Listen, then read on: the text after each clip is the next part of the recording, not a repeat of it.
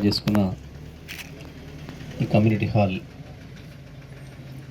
ప్రారంభోత్సవ కార్యక్రమానికి అధ్యక్షత వహిస్తున్న పెద్దలు, రాజ్యసభ సభ్యులు బడుల లింగయ్య యాదవ్ గారు, కార్యక్రమంలో పాల్గొన్న మాజీ శాసనసభ్యులు మిత్రులు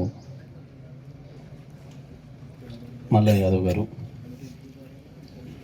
జడ్పీ వైస్ చైర్మన్ గోపకాన్ వెంకయ్య గారు, మున్సిపల్ చైర్పర్సన్ సోదరి అన్నపూర్ణ గారు, డాక్టర్ రామూర్తి గారు, జగన్ గారు, మిత్రుడు కాంగ్రెస్ పార్టీ సీనియర్ నాయకులు యాదవ సంఘ పెద్దలు అండు శ్రీనివాస్ యాదవ్ గారు, వైస్ చైర్మన్ కిషోర్ గారు, భాషా గారు, భిక్షం గారు, రవీందర్ రెడ్డి గారు, ఎదురుగా కూర్చున్న మిత్రులు,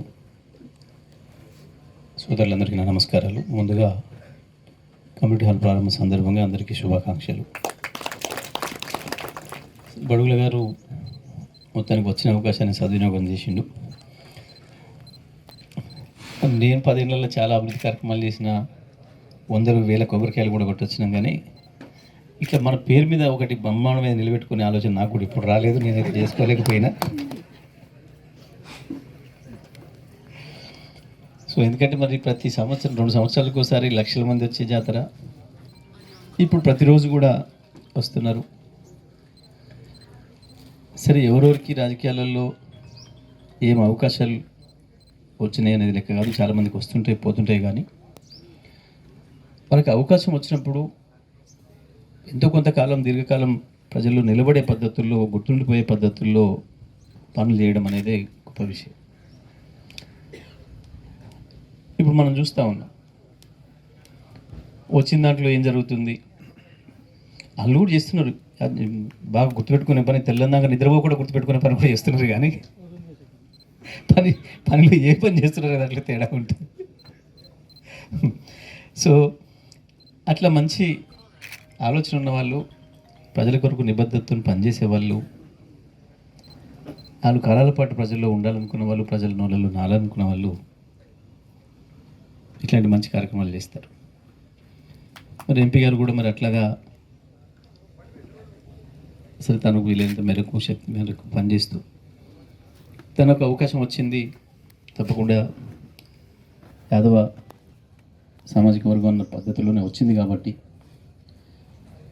దానికి కూడా నేను కృతజ్ఞత తెలియజేయాలి, ఇప్పటికీ గుర్తుండేటట్టుగా నేను నిలబడాలి అని అనుకునేది మంచి ఆలోచన. దాంట్లో నుంచి వచ్చిందే ఈ కమ్యూనిటీ హాల్. సరే, నేను కూడా వచ్చిన ప్రారంభం నుంచి చూసినాం మనం. ఈ చెట్టు నేను 40 ఏళ్ళ కింద నేను చూసినామని. మేము మా ఊరి నుంచి వస్తే మంచినీళ్ళు అక్కడి నుంచే తెచ్చుకోవాలి, దీనికి వేడి నీళ్ళు కూడా అక్కడి నుంచే తెచ్చుకోవాలి. మొదలు బండ్ల మీద ఉన్నప్పుడు బండ్ల మీద, ఒక బండ్లు మనుషులు వస్తే ఇంకో బండ్లు కేవలం వస్తువులు, నీళ్ళ డ్రమ్ములు, ఇతర సామాన్లు తెచ్చుకోవడానికి పెట్టుకోవాల్సి వచ్చేది. ఆ తర్వాత ట్రాక్టర్లు, ఆ తర్వాత లారీలు. ఎట్లా వచ్చినా ప్రతిదీ ఆంచి తెచ్చుకుంటే తప్ప ఇక్కడ ఏం వసతి ఉండే పరిస్థితి లేకుండే. గుట్టు మీద పోయి చూస్తే కూడా పూర్వకాలంలో వాళ్ళు ఎప్పుడు కట్టిపోయారో గదే తప్ప వేరే లేదు. సరే, మధ్యలో కొంతమంది మిత్రులు ఆ గుడిని ఒకటి కొంత పెద్దగా చేసే ప్రయత్నం చేసింది. ఆ తర్వాత మనం శాశ్వతమైన నీటి వసతి కావచ్చు, శాశ్వతమైన వసతి గృహం కావచ్చు. గతంలోనే కేవలం 2 ఏళ్ళకు ఒకసారి వచ్చే ఆనవాయితీ ఉండే. కానీ మరి ఇప్పుడు రాని మధ్యకాలంలో ప్రజల్లో భక్తిభావన పెరిగింది, నమ్మకాలు పెరిగినాయి. రోజువారీ కూడా వస్తున్నారు, తలనీలాలు తీసుకునేది కూడా రెగ్యులర్గా చేస్తున్నారు. పిల్లల పేర్లు పెట్టుకునే కార్యక్రమాలు కావచ్చు, ఇతర కార్యక్రమాలు.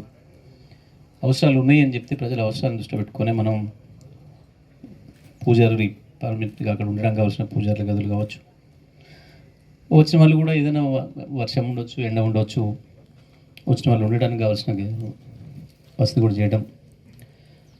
ఇంకా ఎక్కువ మంది వస్తే కూడా ఉండాలి అని చెప్పి ఎంపీ గారు ఈ పెద్ద హాల్ నిర్మాణం చేయటం.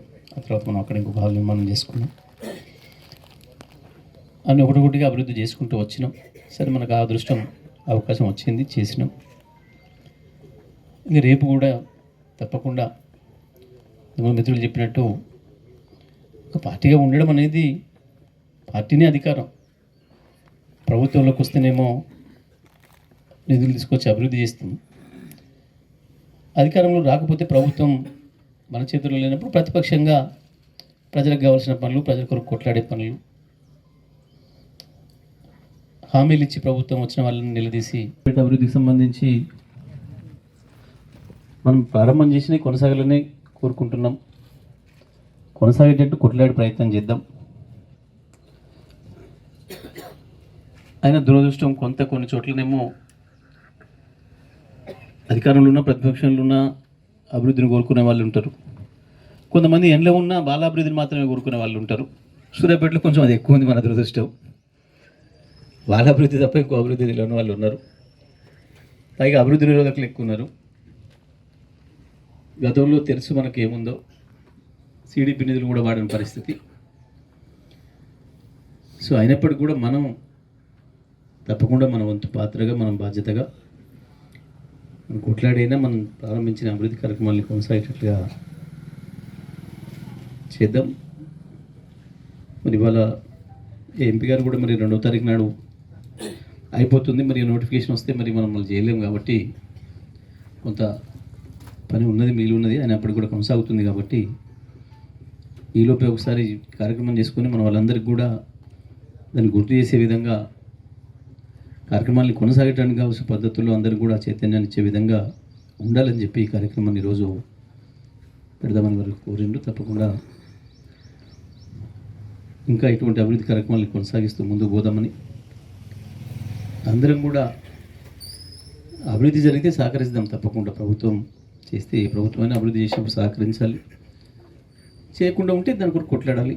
అది మనందరం కూడా బాధ్యత నిర్వహిద్దామని చెప్పి తెలియజేస్తూ ఈ సందర్భంగా మరి ఈరోజు ఈ కమ్యూనిటీ హాల్ ప్రారంభం సందర్భంగా ఇక్కడికి వచ్చిన యాదవ సోదరులే కాదు, యాదవ సోదరులతో పాటు ఇతరులందరూ కూడా అన్ని కమ్యూనిటీలకు సంబంధించిన భక్తులు కూడా రావడం అనేది ఆనవాయితీ. మేము కూడా మా చిన్న నుంచి కూడా వచ్చేది.